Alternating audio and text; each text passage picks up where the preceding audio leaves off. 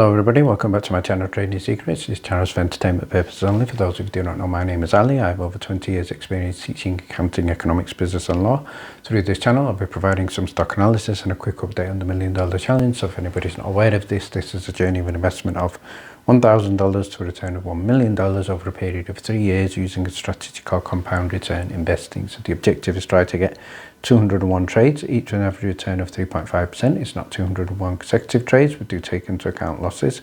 So for further details about how to join us for less than $9 a month, information is available in the description below. Today's video, we're going to be looking at $1,500 per share resolution idea for MMTLP. We're also going to be looking at the gloves coming off now for the MMTLP community in terms of calling out Congress and also recognizing who the people are that are against us. And then we're going to be looking at ticker symbol AMD, following on from the previous video, and finishing off by having a review of the previous week's weekly watch list. So before we get started, let's have a look at what's happening in the market. So first headline here from Yahoo Finance, we can see the expected US rate cuts have now got investors looking beyond the big tech. So hopefully a good run up in the market. So if we have a look at CPI inflation year on year over the last 12 months, we can see here the June figure of 3% was down 0.3% compared to the previous May figure of 3.3%. So the trend is positive, and that does give confidence for rate cuts. And what we can see here from stock market news,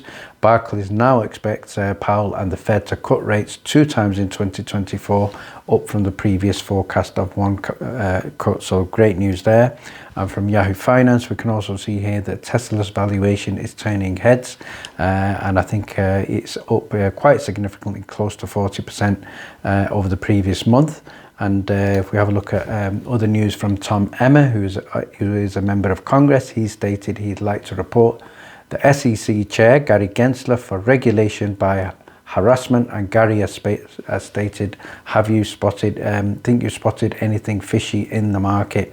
And I think you're the fishy person here, Gary. I'm going to start by having a look at the recent interview of Congressman Ralph Norman by Dan Ball, and what Meta News have posted is that Justin Ralph Norman has stated that MMTLP is now in the hands of the SEC, which is not what we expected and is not a positive comment. He doesn't provide the wrongdoings by FINRA and the regulators and the proof that there are counterfeit shares.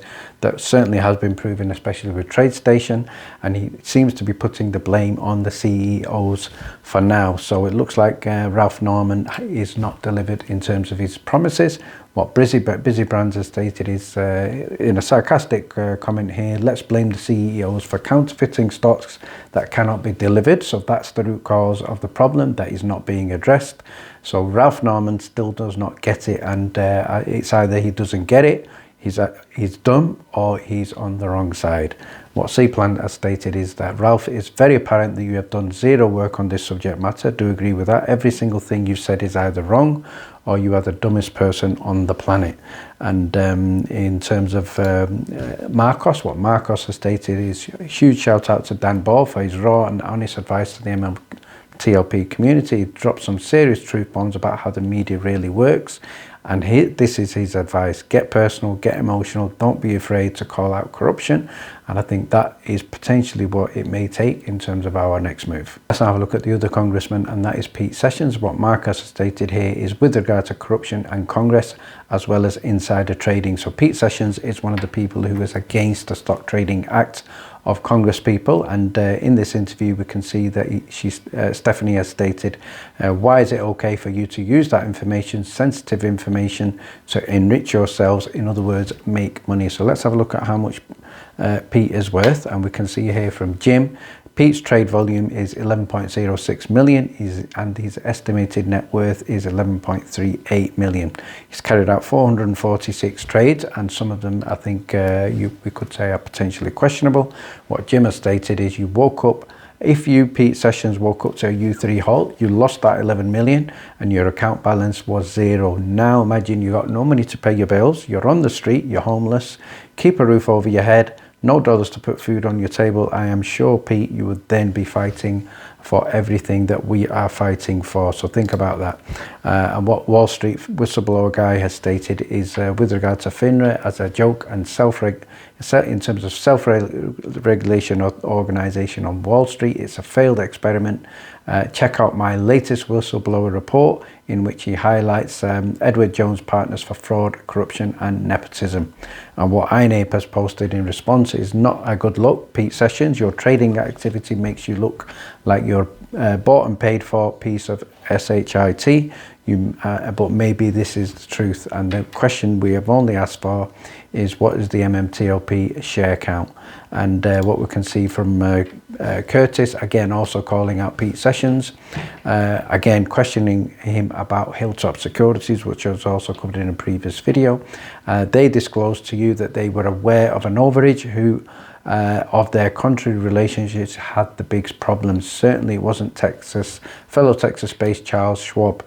So a question there for Pete, who I'm not sure he's going to answer. And you also apparently told Robert Cook of FINRA you were working to find answers and avoid investigations. So why was it, Pete, that you were looking to avoid investigations? So that's a simple question, and we would like a simple answer. What Curtis has just posted off the press, he stated he is now ready for war, and let the enemies who don't have the luxury of sleeping soundly ensure that they are aware of that from this point forward.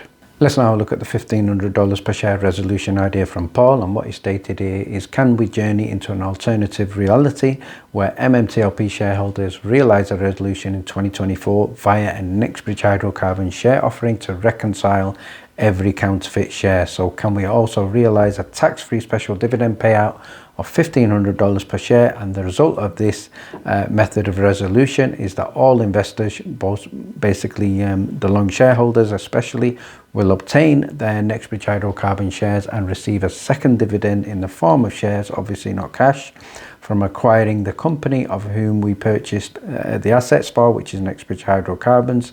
And obviously he's referenced there to his spreadsheet, but this form of resolution will result in a very heavy dilution of Nexbridge Hydrocarbon shares, Nexbridge Hydrocarbons with the additional shares. However, the special dividend will more than make up for this shortfall. So I think an interesting idea there from Paul. And now it's over to Nexbridge to have a look at this. Finally, let's finish up by having a look at ticker symbol AMD, also known as Advanced Micro Devices. And this is a stock that was also covered in the previous videos, where we shared news about the acquisition of Silo AI for $665 million. So go ahead and check that previous video out. But if we have a look at the chart for the previous week for AMD, we can see it is up in excess of 6% on the week, closing at around about $181.61. So congratulations to everybody who got in AMD. So let's have a reminder in terms of their growth prospects. Obviously, they are benefiting quite significantly from the AI boom, and they are well positioned to capitalize on the growing market for AI. They're also looking at market share gains, and they have been gaining in both CPU and GPU markets.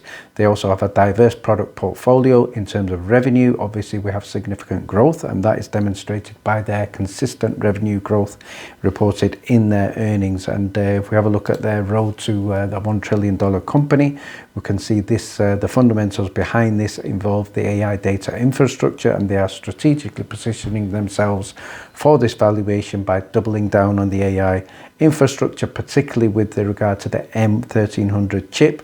This chip is something that is going to meet high computational demands of AI applications and establishes them as a key player. And finally, I'm going to finish up by sharing a quick review of the previous week's weekly watch list, where we called out a number of stocks. These include ticker symbol ZAPP, so also covered in a few previous videos.